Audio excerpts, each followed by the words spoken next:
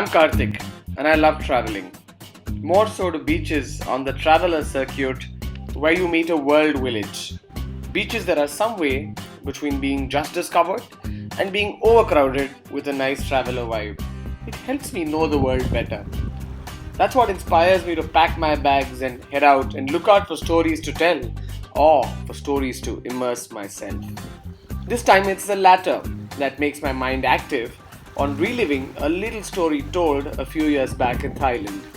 It's been about 20 years since The Beach, the book, was released, and about 17 years since it was made into a movie by Danny Boyle, which had Leonardo DiCaprio in the lead.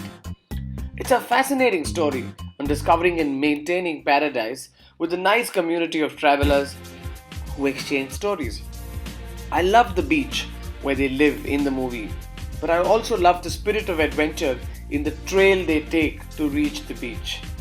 While the movie was largely filmed in Maya Bay near Phuket in western Thailand, the beach trail was actually on the eastern side near the Gulf of Thailand.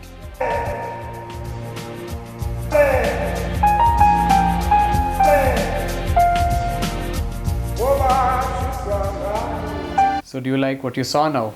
Do you also want to do the beach trail like the way I did? I'm sure you do. Let me tell you why we did the beach trail. It started some time back, I think in 2008 when I saw the movie.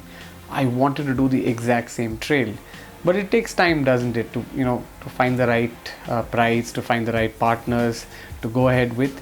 But what really struck me was the fact that this movie, there is a sense of, there's a backpacker spirit of enquiry and awe that one has for people, places and customs, and trying to understand why things work the way they do in different places. That is travel. That's what differentiates itself from being a tourist and being a traveler, where you're more cognizant of the surroundings that you're in and wanting to know more about your place, or wanting to seeking more adventure.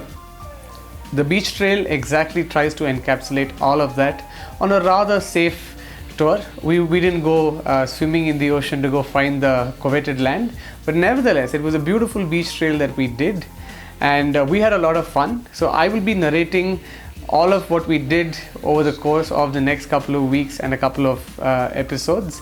So I hope you're going to be supporting us in our first film and watching us and letting us know what you liked about us. So the narrative begins. Tune in. Usually what happens is I am constantly in this research mode for various places, and I keep checking what are the cheapest rates you get if I want to go Southeast Asia. What are the cheapest rates I'm getting from Chennai to, let's say, KL, or Chennai to Bangkok or some other place like Denpasar. But then there are easier ways to do it. Instead of manually searching each place, you could go for the option where you can search from Chennai what are the cheapest fares available on a given weekend, or you could just see for one destination which is the cheapest month that you get. Usually both these features are pretty valuable for the traveler, and I use it on Skyscanner, and that's where we booked our tickets this time to get to Bangkok.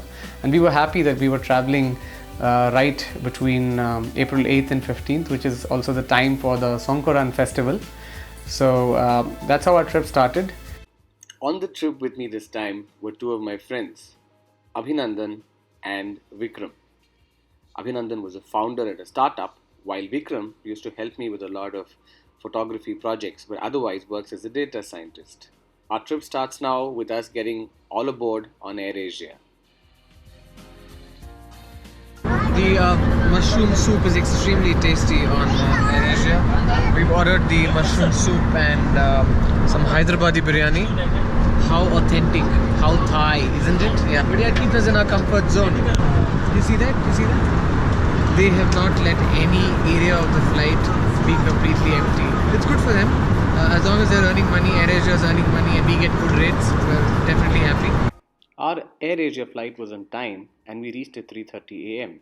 It took us about an hour at the immigration, and once we were out on the highway, because that's where you can catch an Uber and not fall prey to some of the touts in terms of the false taxis, we got an Uber and we kind of raced our way all the way right to Rambuthri Road.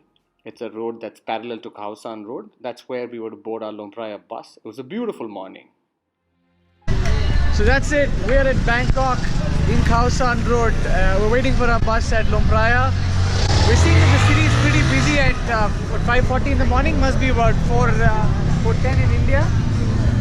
And that's our bus, the Lomprayah bus. We're on a luxury bus on the way to Koh Phangan and Sawadika. And saying Sawadika, we got into the bus. It had a pretty narrow staircase, and I remember going in this green light. It was very tough to climb with all of our luggage, but we had some great views due to the big windows that were there on the bus on either sides. And we had a pretty awesome time looking at a physical map and trying to find out which places to go and which places to avoid. So that's how our trip started there. And in a short while, because it was a nice air conditioned bus, it was completely normal that given we hadn't slept enough the previous night, all of us went into snooze mode. And when I woke up a couple of hours later, I just wanted to see where we were. Maybe I thought I should ask the driver. So I walked up. Everyone was asleep. And where was the driver? I had actually forgotten that this was a double decker bus, and I just went back to sleep after that. We then got up a couple of hours later to see beautiful vistas of blue seas and a beach right next to the bus. It had been about 6 hours of travel from Khao San Road all the way to Chumphon. We arrived there at the Matapon Pier, which otherwise is also known as the Lomprayah Pier. Very beautiful, and immediately we just posed and then started to get walking on the long plank. The place is actually a World War II bunker, but right now it is a tourist place. It has a couple of beautiful beaches and a waterfall, but we didn't have so much time to spend there.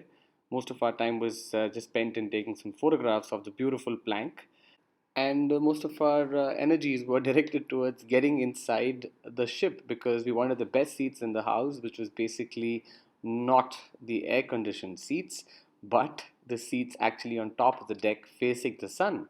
That's exactly how you travel. You're traveling on the sea. Why would you want air conditioning? So we had natural air conditioning from all of the wind there.